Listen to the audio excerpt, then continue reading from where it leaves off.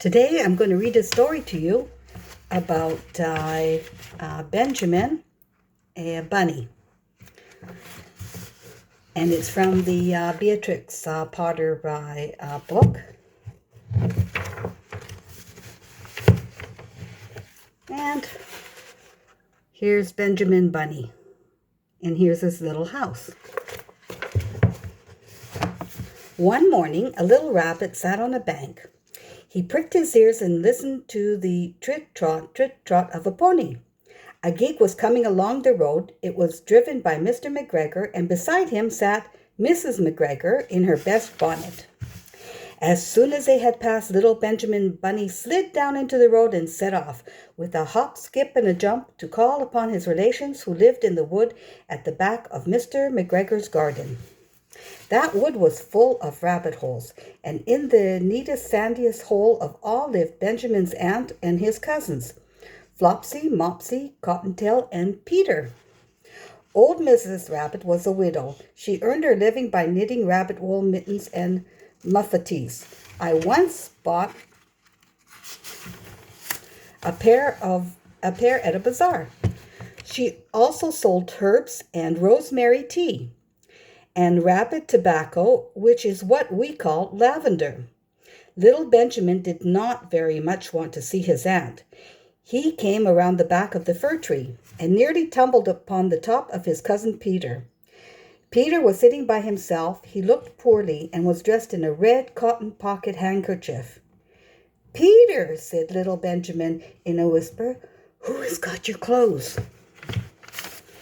Peter replied, "The scarecrow in Mr. McGregor's garden," and described how he had been chased about the garden and had dropped his shoes and coat. Little Benjamin sat down beside his cousin and assured him that Mr. McGregor had gone out in a gig, and Mrs. McGregor also, and certainly for the day, because she was wearing her best bonnet. Peter said he hoped that it would rain. At this point, old Mrs. Rabbit's voice was heard inside the rabbit hole calling, "Cottontail, Cottontail, fetch some more chamomile." Peter said he thought he might feel better if he went for a walk. They went away hand in hand and got upon the flat top of the wall at the bottom of the wood. From here they looked down into Mr. McGregor's garden.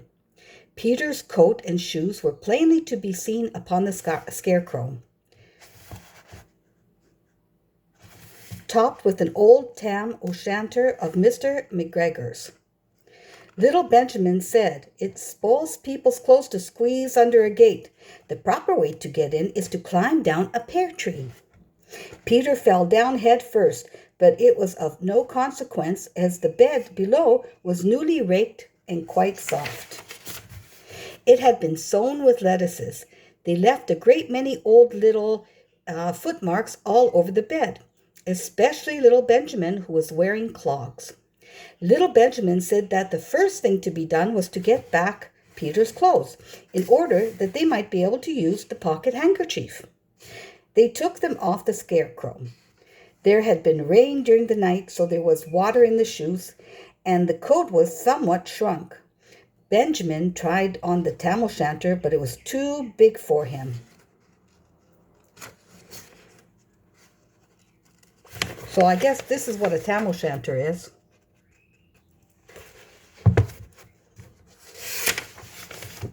Then he suggested that they should fill the pocket handkerchief with onions as a little present for his aunt. Peter did not seem to be enjoying himself. He kept hearing noises.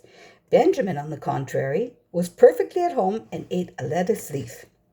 He said that he was in the habit of coming to the garden with his father to get lettuces for their Sunday dinner. The name of little Benjamin's papa was old Mr. Benjamin Bunny. The lettuces certainly were very fine. Peter did not eat anything. He said he should like to go home. Presently he dropped half the onions. Little Benjamin said that it was not possible to get back up the pear tree with a load of vegetables. He led the way boldly towards the other end of the garden. They went along a little walk on planks under a sunny red brick wall. The mice sat on their doorsteps cracking cherry stones. They winked at Peter Rabbit and little Benjamin Bunny. Presently, Peter let the pocket handkerchief go again. They got among flower pots and frames and tubs. Peter heard noises worse than ever. His eyes were as big as lollipops. He was a step or two in front of his cousin when he suddenly stopped. This is what those little rabbits saw around that corner.